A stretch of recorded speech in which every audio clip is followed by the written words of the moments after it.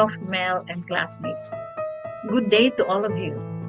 I've returned to the Philippines after a delightful and meaningful month-long vacation in California, USA. The trip offered a wonderful opportunity for family bonding and exploring new experiences. It was truly rejuvenating and has left me with cherished memories to treasure. Even during my vacation, I managed to balance studying online for my UPOU distance education program, online consultancy work, and missionary efforts for Couples for Christ. These activities enriched my time and allowed me to stay connected to my passions. The flexibility provided by online learning and remote work proved invaluable, allowing me to grow both professionally and personally. As a senior citizen and a lifelong learner, I find this adaptability incredibly practical and empowering, enabling me to continue pursuing my goals seamlessly. Today, I am assigned to present the EDDE 205 Topic 9.2, Part 2, Emerging Leadership Roles in Distance Education. The learning objectives of this topic are as follows: to explore the emerging leadership roles in DE, encompassing visioning and planning, resource generation, organizing programs and support systems, and policy development, and to discuss evolving leadership roles in distance education, addressing critical issues relating to DE learning and globalization in DE. According to Portugal, emerging leaders in distance education will need to be well-versed in the business functions of their universities and colleges so that online systems and structures operate smoothly and effectively for students, faculty, and support staff. The first leadership role is visioning and planning. The move to distance education requires that institutions effectively utilize business plans to a greater extent than many administrators are used to doing, according to Fockers. Effective leadership begins with a clear vision for integrating DE into an institution's educational offerings. Leaders must articulate a strategic vision by defining how DE aligns with the institution's mission and long-term goals. Set measurable objectives by establishing clear, achievable goals for DE implementation and growth, and develop implementation roadmaps by creating detailed plans outlining timelines, responsibilities, and resource allocation. For example, a university aiming to expand access to education might set a vision to offer 50% of its programs online within 5 years, detailing steps such as faculty training, infrastructure development, and curriculum adaptation. Second is resource generation. Leaders are responsible for securing and managing resources essential for DE, including financial resources by obtaining funding through grants, partnerships, or reallocating existing budgets. Human resources by recruiting and training faculty and support staff proficient in online education methodologies, and technological resources by investing in learning management systems, digital content creation tools, and ensuring robust IT support. An example includes a college president securing a government grant to develop online course offerings, which covers costs for technology upgrades and faculty development programs. Third is organizing programs and support systems. Leadership must ensure that DE programs are well structured and supported, involving curriculum development by adapting existing courses for online delivery, ensuring they meet the quality standards. Faculty support by providing training and resources to help instructors effectively teach online. And student services by establishing online advising, tutoring, and technical support to assist remote learners. For instance, a university might create a dedicated DE office responsible for coordinating course development, faculty training, and student support services. And fourth, policy development. Leaders must develop policies that govern DE operations, ensuring consistency and quality. Key policy areas include academic policies, which are the standards for course design, assessment, and academic integrity in online settings. Operational policies, which are the guidelines for technology use, data security, and student privacy. And human resource policies, which are expectations and support for faculty involved in DE, including workload considerations and recognition. For example, an institution may implement a policy requiring all online courses to undergo a quality assurance review before being offered to students. According to Portugal, distance education is about the future, and the role of emerging leaders is to envision new pedagogical methods and to accommodate anyone who wants to learn.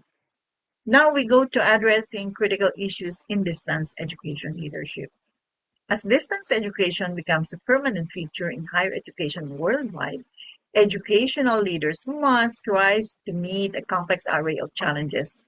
Today's leaders are not just administrators, they are visionaries, strategists, and advocates tasked with driving change, maintaining educational quality, and ensuring inclusivity. The first critical issue is digital divide.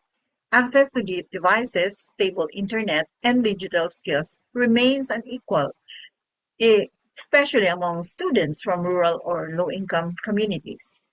Leaders must advocate for digital equity through policy partnerships and resource allocation. Example, during the COVID-19 pandemic, the Philippine Commission on Higher Education partnered with telcos to provide free data access to educational sites. University leaders also distributed gadgets and printed modules to students in remote areas. The second critical issue is faculty resistance. Faculty may be hesitant to adopt online teaching methods due to lack of training, increased workload, or philosophical opposition to DE. Leaders must provide professional development, incentives, and create a supportive culture that encourages pedagogical innovation. Example, at the University of South Africa, leaders invested in ongoing staff development and created communities of practice to support faculty as they transition to online teaching. The third is student engagement. Distance learners often feel isolated and disengaged, which can negatively impact motivation and retention. Leaders must promote interactive course design, support services, and the integration of student-centered technologies. At the Arizona State University, leaders use the adaptive learning platforms and personalized feedback systems to improve engagement and learning outcomes in online courses. And the fourth is quality assurance. Without proper monitoring, the programs risk being perceived as lower in quality compared to traditional face-to-face education. Leaders must institutionalize quality frameworks such as Quality Matters or the Online Learning Consortium scorecard and integrate continuous improvement practices. The Open University UK has a well-established internal quality system that regularly reviews content, learner feedback, and technological effectiveness, leading to high standards in online education. Addressing globalization in distance education. Globalization has fundamentally reshaped the landscape of distance education. As learners increasingly access education beyond their national borders, the institutions must adapt to global expectations. This shift compels educational leaders to ensure quality, relevance, and competitiveness on an international scale. Offering globally competitive programs. To thrive in the global education market, the institutions must develop programs that meet international academic and industry standards.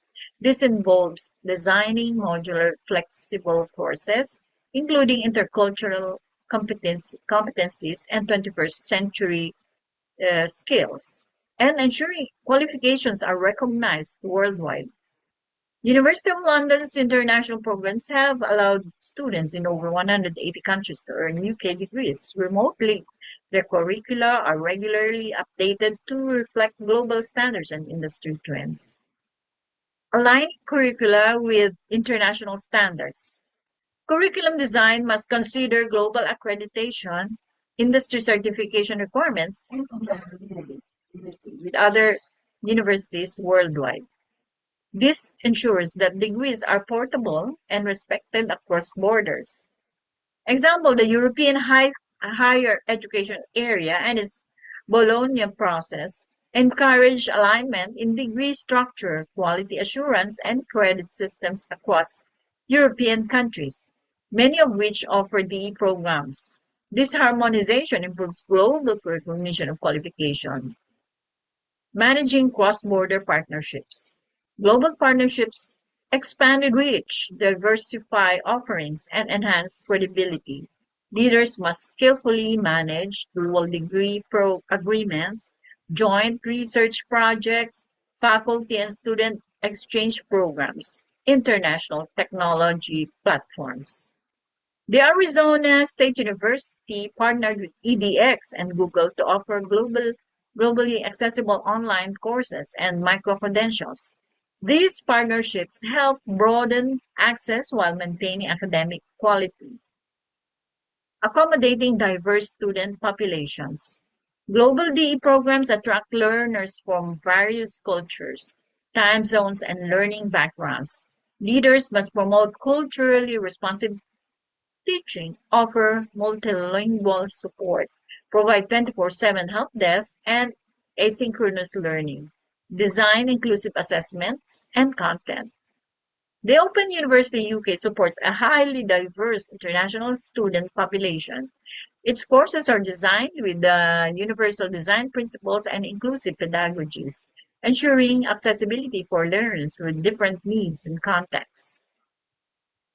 In summary, leadership in distance education requires vision, strategy, and adaptability. From setting a bold direction to creating supportive systems and addressing global challenges, leaders are essential in making distance education accessible, effective, and sustainable. As DE continues to grow, leaders must innovate, collaborate, and evolve to meet learners' needs in diverse and global contexts. Modern DE leaders must play multiple strategic roles to address critical issues. They must ensure inclusive access to technology, support faculty transition to digital teaching, foster student engagement, maintain and enhance educational quality. Globalization in distance education demands visionary and adaptable leadership. Leaders must ensure academic excellence that resonates globally, align institutional strategies with international standards, embrace diversity and inclusivity, and build meaningful global collaborations. These responsibilities ensure that distance education is not just accessible but also globally relevant, competitive, and transformative. In conclusion, distance education leaders drive institutional transformation by serving as change agents, advocates, and collaborators, ensuring that distance education is not only operational, but also equitable, engaging, and of the highest quality level. These are my references. That ends my presentation. Thank you for watching. God bless us all.